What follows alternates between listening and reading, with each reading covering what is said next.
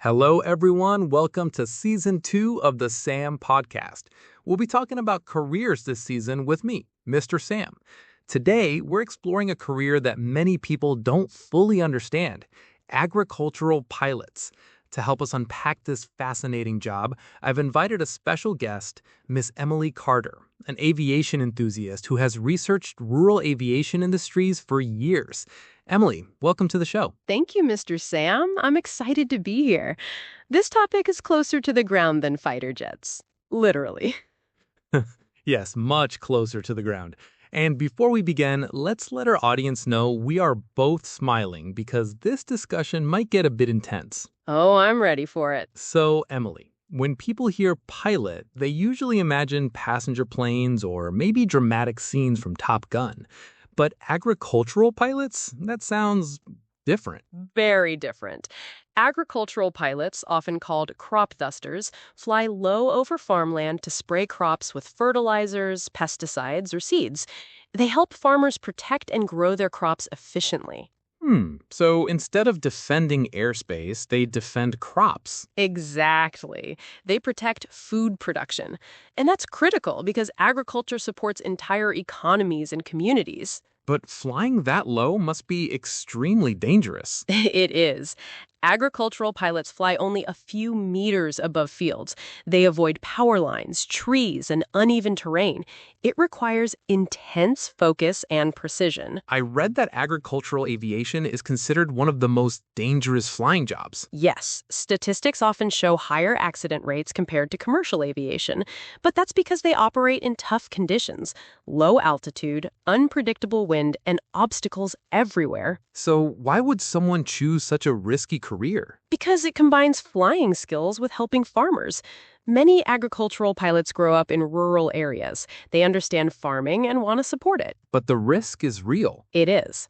That's why training is critical. Let's talk about training. Agricultural pilots don't just jump into a plane and start spraying crops. Definitely not. First, they earn a commercial pilot license. Then they receive specialized agricultural aviation training. Organizations like the National Agricultural Aviation Association provide safety programs and certifications. So they need strong flying skills first. Yes, and they must understand chemicals, weather patterns, and crop management. It's not just flying, it's applied science. So they're part pilot, part agricultural scientist. Exactly. The aircraft. What kind of planes do they use? Specialized aircraft like the Air Tractor AT-802 or the Embraer EMB-202 Ipanema. These planes are designed to carry liquid chemicals and spray evenly across crops. So they must be built strong. Very strong. They need powerful engines to lift heavy loads and maintain stable flight at low altitudes. And they fly back and forth repeatedly over fields? Yes, it's a pattern. Straight lines, precise turns. The pilot must calculate speed, wind direction, and spray rate. Now, here's where I disagree with you, Emily.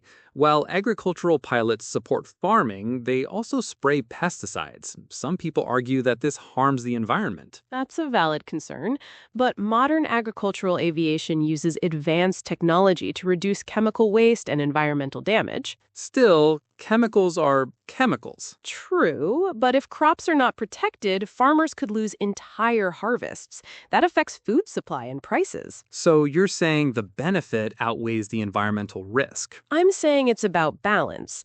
Precision spraying actually reduces overuse compared to ground spraying. I didn't consider that. Think about it. Agriculture feeds cities. If pests destroy crops, food shortages can occur. That's true. Agricultural pilots respond quickly. If a disease spreads through crops, they can treat hundreds of hectares in hours. So speed is a major advantage. Yes, ground vehicles cannot move that fast or cover uneven terrain easily. What does a typical day look like? Very early mornings. Pilots check weather conditions, inspect aircraft, mix chemicals carefully, and coordinate with farmers. Ah, exactly. They often start at sunrise because wind is calmer. And after spraying, they refuel, reload chemicals, and repeat. It's physically and mentally exhausting. Sounds demanding. It is. But many pilots love the independence. They work closely with farming communities. That's interesting. Unlike airline pilots who travel internationally, agricultural pilots stay local. Yes, they build long-term relationships with farmers. They see the results of their work. Healthy crops, successful harvests. That must be satisfying. It is. They feel connected to the land. Let's talk money. Is it profitable? It can be seasonal.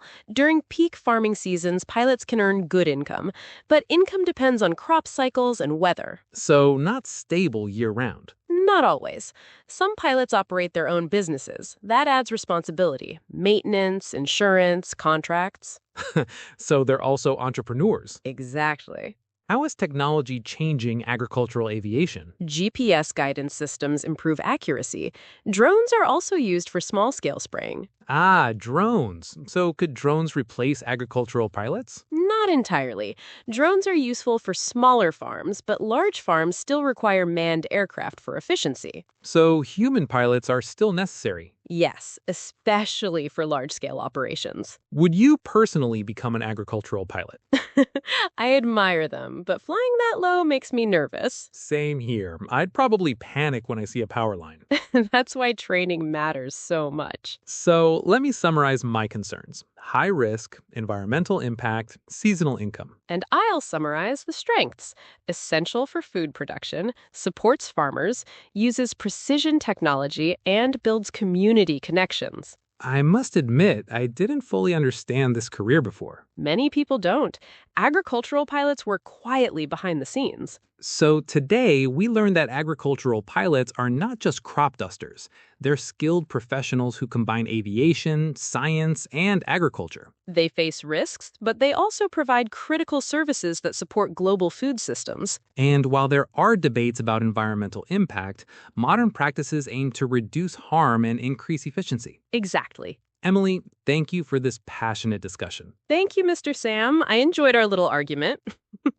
And to our listeners, if you're considering becoming an agricultural pilot, research carefully, understand the training, the risks, and the responsibilities. Thank you for listening to the SAM Podcast. See you next episode as we continue exploring fascinating careers. Goodbye, everyone.